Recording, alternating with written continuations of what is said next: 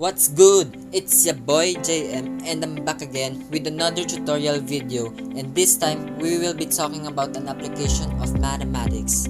Specifically, we would be talking about tessellations in our daily lives. But before we begin, we must first know what polygons are. In mathematics, a polygon is a plane figure that must be formed by a finite number of straight line segments, and it must be a closed shape. With this definition, we could imply that the figures we see on our left are all polygons since they are all closed shapes formed by a finite number of straight line segments. Next off, we must differentiate regular and irregular polygons.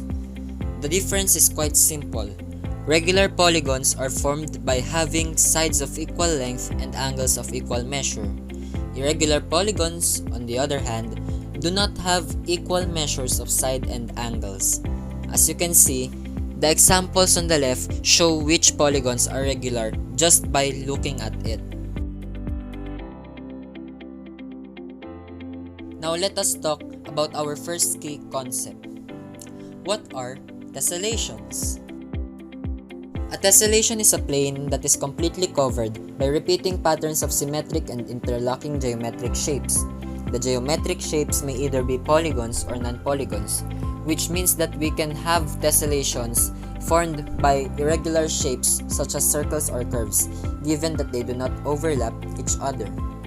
As you can see, the picture on the bottom left is a tessellation formed by quadrilaterals, while the tessellation on the top right is formed by irregular geometric shapes. Now let me give you guys a fun fact. The word tessellate was first recorded in between 1785 to 95, and it originated from the Latin word tessellatus, which means mosaic. The word is also equivalent to tessella, which means a small square cube.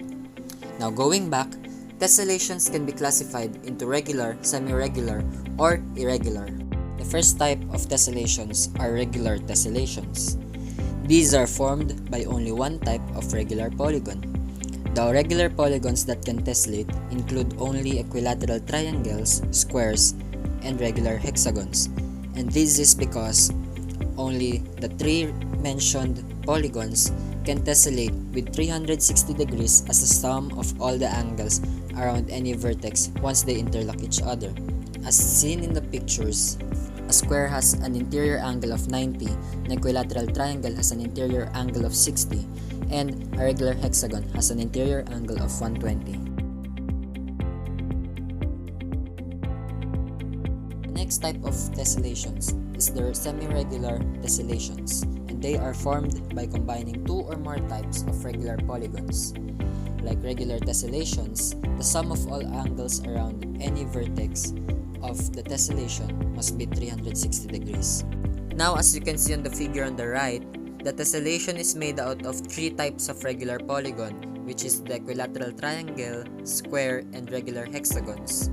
Now, finding any vertex would result to adding the interior angle of two squares, an interior angle of a hexagon, and an interior angle of a triangle.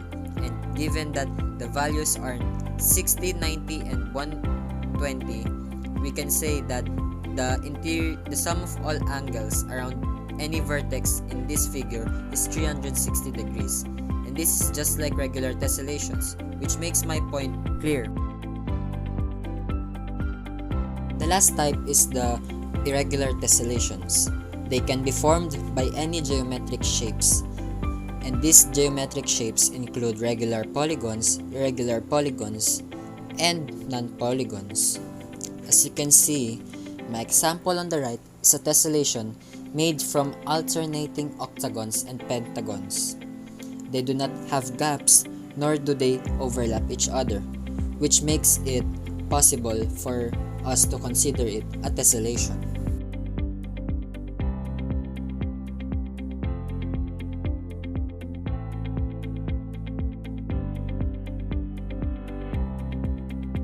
Now let us talk about where we see tessellations. And for this key concept, I would be focusing on tessellations found in nature, in games, and in architecture. Now let me discuss tessellations in nature. I listed 5 objects wherein we can see how tessellations work in these objects. The first one is snake skin. If you would give emphasis on how it looks like, you would notice that the skin of a snake has diamond-shaped planes that tessellate. The next one is giraffe spots. Further examination on how giraffe spots look like shows its tessellating figures that cover up the giraffe. For the third one, we have honeycomb. These are made by bees, and if you could see, it is made out of hexagonal arrays, which makes it tessellating. Our fourth object is the pineapple. Similar to both the snake and the giraffe, the skin or covering of the pineapple is also made out of tessellating figures. Our last object is a leaf. The veins of a leaf are made out of irregular polygons. If you examine it closely, you would see such. Now let us talk about tessellations that are found in games. I would be discussing tessellations in board games and also how tessellations affect puzzles. First off are the tessellations in board games. We don't have to look at how each figure would look like, nor do we have to look at how the game goes. Let's just focus on how the board itself looks like. In chess or any other board game that has a board similar to a chessboard, the board itself is made out of 64 tessellating squares, which makes it a regular tessellation. In a Monopoly board, it is an irregular tessellation because it is made out of different quadrilaterals, some being rectangles, while 4 of those in the corner being squares, and the middle part is also a square. Now, we talk about tessellations in puzzles. The main goal of a puzzle is to form a plane or a big figure out of the puzzle pieces that does not have any overlaps nor gaps between. And in jigsaws, tangrams, and T-puzzles, we can say that they are tessellations because they are all different kinds of puzzles. Lastly are the tessellations that are found in architecture. And look no further but down. And here you would see your tiles. And the tilings of floors are actually tessellations since there are no overlaps nor gaps in between each tile that is made. Now, besides those tiles, I listed 4 other places where tessellations can be seen. First off is the British Museum Great Court, which has a roof that is made out of tessellated glass, particularly triangles. Next off are the mosaic patterns in Greece and Rome, which are made out of irregular shapes that also have no overlaps nor gaps in that plane. Next, we have the London City Hall, which has tessellated glass windows that are out of quadrilaterals. And lastly, we have the Bergeron Center for Engineering Excellence, which is found in Canada. And as you can see on the picture below, it has tessellated windows that are made out of triangles as well. But before I end the video, I just want to give my realizations from studying tessellations.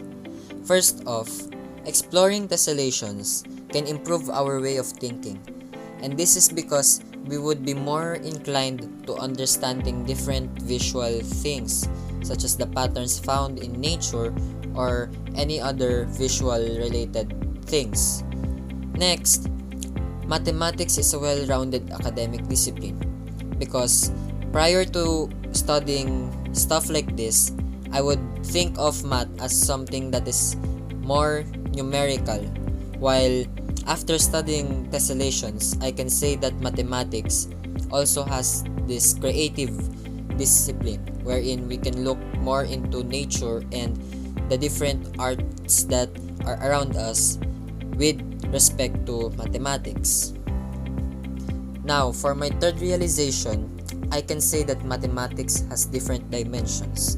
And I'm talking about mathematics not only having the intellectual dimension but also having the practical and the aesthetic dimensions, since tessellations can look beautiful in our eyes and pleasing as well, and it can be applied in our daily lives. And lastly, I can say that mathematics is important in our modern world given the number of applications it has in our daily lives.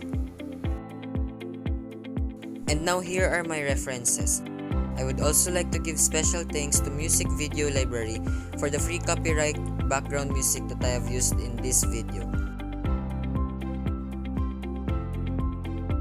That is it for my video about tessellations. If you enjoyed watching this, don't forget to subscribe to my YouTube channel. Once again, I am James Bido. Thank you for watching this video.